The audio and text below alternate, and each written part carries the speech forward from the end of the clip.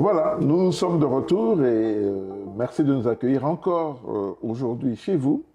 La dernière fois que nous nous sommes vus, nous avons parlé d'une question qui nous avait été posée par rapport aux attentes.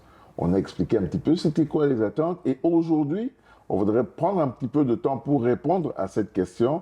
Badel, tu veux bien nous lire la question? Oui. Voici comment la question nous a été posée. Quelles sont les 5 choses que j'aurais dû connaître avant le mariage? Quelles sont les 5 choses, en tout cas au moins 5, que j'aurais dû connaître avant de me marier? C'est une jeune fille qui pose la question. Une jeune mariée. Une jeune mariée, c'est ça.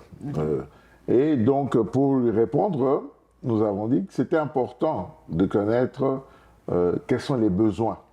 Hein, souvent, c'est des choses qu'on n'aborde pas, qu'on ne parle pas, mais hommes et femmes ont des besoins.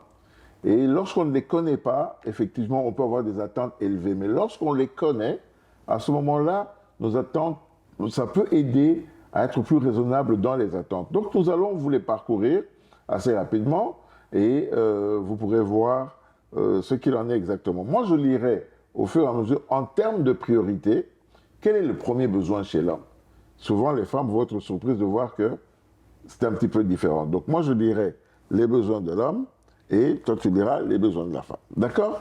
D'accord. Alors, numéro 1, la première priorité de l'homme, ce qu'il attend, c'est l'amour inconditionnel. Le numéro 1 chez la femme, c'est aussi l'amour inconditionnel qui supporte tout, qui accepte tout, qui pardonne tout. Voilà. Donc, de ce côté-là, match nul. Alors, le deuxième besoin, en termes de priorité chez l'homme, l'intimité. Pour l'homme, l'intimité, c'est égal, la sexualité, c'est égal au sexe. C'est comme ça qu'il l'interprète dans sa tête. Pour la femme? Pour la femme, c'est aussi l'intimité, mais pour la femme, l'intimité, c'est le dialogue. C'est le dialogue, c'est des moments affectueux. Le sexe n'est pas compris dans le temps d'intimité de la femme. Elle veut une oreille qui l'écoute, elle veut passer du temps de qualité, du temps de romance. Exactement. Donc, le troisième point, on parle de l'amitié. L'homme, ce qu'il cherche, c'est d'être ami avec son épouse. Donc, c'est important pour lui, cette relation d'amitié. Chez la femme, le 3, c'est? C'est l'intimité spirituelle. Vous savez que la femme est le chef-d'œuvre de Dieu.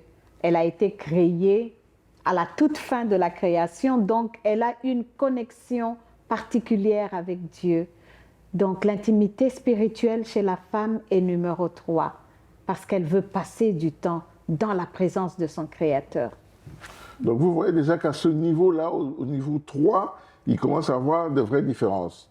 Là où l'homme se dirait « j'aime passer du temps avec toi, j'aime blaguer, j'aime jouer, qu'on aille faire des activités ensemble », la femme, elle sera plus portée sur le volet spirituel. Et parfois, ça peut clasher à ce niveau-là. La quatrième priorité pour l'homme, c'est l'encouragement. L'homme a besoin d'encouragement. Les femmes, faites bien attention à ça. Vous pouvez vous dire que, bon, ils sont à but d'eux-mêmes, ils sont pleins d'assurance. Un homme, quel qu'il soit, a besoin d'encouragement, et plus particulièrement de la part de sa femme. Pour la femme, 4.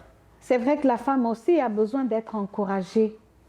Mais l'encouragement chez la femme se présente plus sous forme d'appréciation. La femme veut être dorlotée, elle veut être appréciée, elle veut qu'on reconnaisse toutes les bonnes choses qu'elle fait et que on reconnaisse son importance dans le couple, son importance à la maison, que la nourriture préparée a été bonne, qu'on sache l'apprécier, que la maison est bien tenue, qu'elle soit appréciée pour cela et qu'on ne la prenne pas pour acquise. Excellent. Et pour l'encouragement, je vais revenir du côté des hommes quelque chose aussi. Un homme n'aime pas être comparé. Dans sa maison, il n'aime pas être comparé peut-être aux réalisations de quelqu'un d'autre, d'un autre homme. Ah, tel a fait ceci, tu ne vois pas, lui a fait ça, ça, ça. Ça, c'est des choses que l'homme n'aime pas. Si tu vas dans cette voie-là, tu t'engages dans une voie dangereuse, c'est un conseil que je donne aux gens.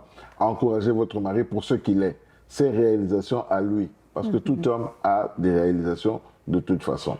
Alors, la cinquième priorité, c'est pour l'homme, la communion spirituelle. Vous voyez où ça intervient? Au 5e point.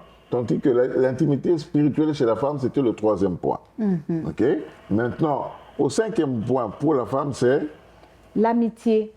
La femme a besoin d'amitié également, d'amitié avec son mari, d'amitié avec ses amis et d'amitié avec les collègues, les amis d'enfance.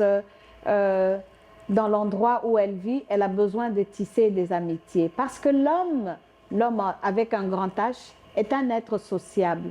L'homme a besoin d'avoir des relations avec autrui, avec le prochain, pour pouvoir vivre. Donc, l'amitié est très importante pour tout homme et toute femme. Okay. Voilà, et donc vous verrez que chez la femme, l'amitié vient au 5e point, tandis que chez l'homme, il venait au 3e point. Alors vous voyez qu'il y a des points sur lesquels on n'est pas tout à fait les mêmes, des besoins qui ne sont pas les mêmes au même niveau, mais c'est avant de se marier, en prenant du temps ensemble, en prenant du temps pour parler, qu'on apprend à découvrir ces choses. Et c'est tout un processus. Voilà pourquoi le temps des fiançailles, la période des fiançailles est très importante. Donc je suis en train de répondre à la question de cette jeune dame.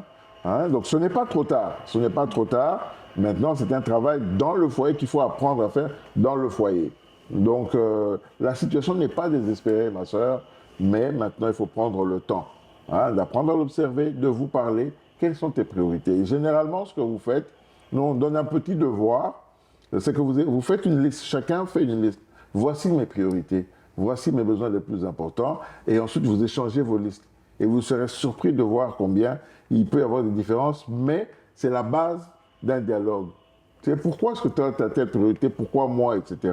Et là, ça vous aide un peu à réconcilier les attentes et à vous les rapprocher.